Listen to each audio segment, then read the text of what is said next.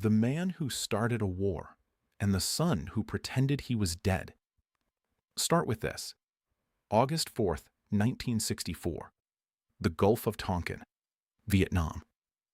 Rear Admiral George Stephen Morrison is commanding the USS Bonhomme Richard in the waters off North Vietnam. That night, his ships report being attacked by North Vietnamese torpedo boats. President Lyndon Johnson uses that report to push the Gulf of Tonkin Resolution through Congress. It passes.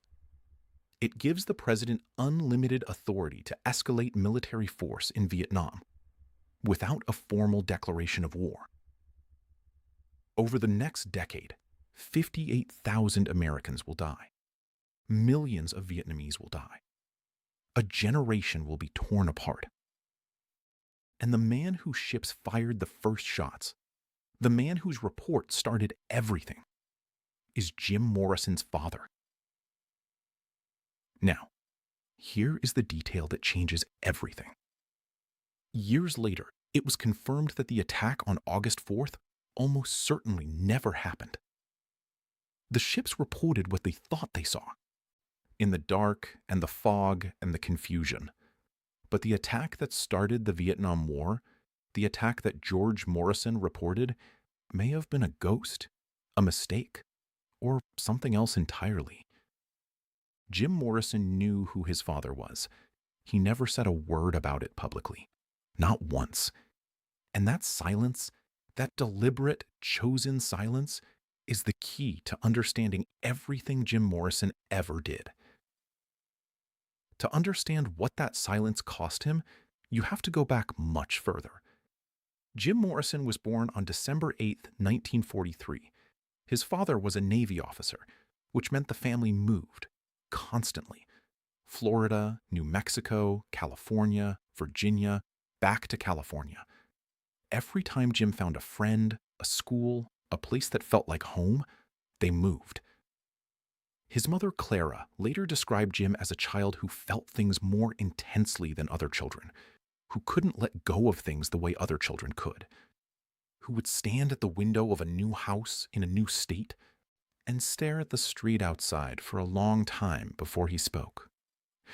Psychologists have a term for what happens to children who grow up this way: chronic displacement. The inability to form secure attachment when the ground beneath you never stays still. You learn, eventually, not to attach at all, because everything leaves, because you always leave. Jim Morrison learned that lesson before he learned to read. There was one moment, one specific moment, that Jim Morrison talked about for the rest of his life. He was 4 years old. The family was driving through the New Mexico desert. They passed the scene of an accident. A truck overturned on the highway.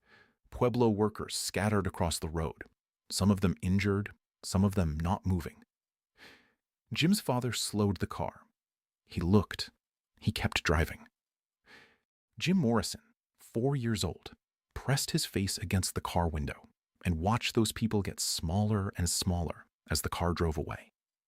He described this moment in interviews more than a decade later. He said, "The souls of those dead Indians, I think they were leaping into me, into us, all of us in the car." Most journalists wrote this off as poetry, as performance. But listen to what he's actually saying. A 4-year-old boy watches people suffering on the side of a road. His father doesn't stop. And the child concludes, not that his father was wrong, but that the souls of the suffering have entered him, that he is now responsible for carrying what his father drove past. That is not the conclusion of a stable child. That is the conclusion of a child who has already learned that the person who is supposed to protect him from the weight of the world doesn't stop. George Morrison rose through the ranks. By 1964, he was a rear admiral. Jim Morrison was 20 years old. That summer, the summer of Gulf of Tonkin, Jim Morrison was at Florida State University. He was reading Nietzsche and Rimbaud, writing poetry in notebooks, sleeping on rooftops. His father was in the Gulf of Tonkin, filing a report that would send 500,000 American soldiers to Vietnam. Neither of them knew what the other was doing. Or maybe Jim did know, because when the Gulf of Tonkin Resolution passed, when the news broke, when the protests started, when his generation began to understand what had just happened, Jim Morrison didn't protest. He didn't march. He didn't write angry letters. He moved to Los Angeles. He stopped answering his family's calls. And when journalists asked him about his family, he told them his parents were dead. Not estranged, not complicated. Dead. Think about what that means. Jim Morrison's father commanded the ships whose reports started the most divisive war in American history. A war that killed 58,000 people from Jim's generation. A war that the FBI was using as justification to monitor and suppress anyone who spoke against it, including Jim Morrison himself, whose FBI file was opened in 1969, which you can read on the FBI's website today. Jim Morrison was being watched by the same government his father served. He was being surveilled by the same apparatus his father helped build, and he never said a word about it. Not in interviews, not in songs, not in the poetry collections he published under his own name. He talked about his father once, obliquely, in a way that only makes sense if you know the context. In The End, the song that got the Doors fired from the Whiskey A Go-Go, Jim Morrison screamed at a phantom father, "Father, I want to kill you." Most people heard Provocation, a poet playing with taboo. But Jim Morrison's father had just helped start a war that was killing his friends. That scream wasn't poetry. It was the only language Jim Morrison had left. Here is what the psychology tells us. Children of distant, absent, or emotionally unavailable fathers develop in predictable ways. They seek intensity because intensity is the only thing that makes them feel real. They self-destruct because self-destruction is a way of saying, "Look at what you made." They court death because death is the ultimate act of control for someone who has never felt in control. Jim Morrison was all three. The drinking that started in his early 20s and never stopped, the deliberate provocation on stage, the arrests, the chaos, the pushing of every limit, the poetry obsessed with endings, with doors that open onto darkness, with riders on storms that nobody survives. None of this was random. None of this was just rock and roll excess. This was a man spending his entire adult life trying to make his father look at him, and failing. Because Admiral George Morrison never publicly acknowledged what his son had become. Not the music, not the poetry, not the fame, not the pain. George Morrison outlived his son by 37 years. He died in 2008. In all that time, in all those decades after Jim died in Paris, George Morrison gave one interview about his son. One. And in it, he said he was proud of Jim. Proud. A word that arrived 37 years too late to do anything at all.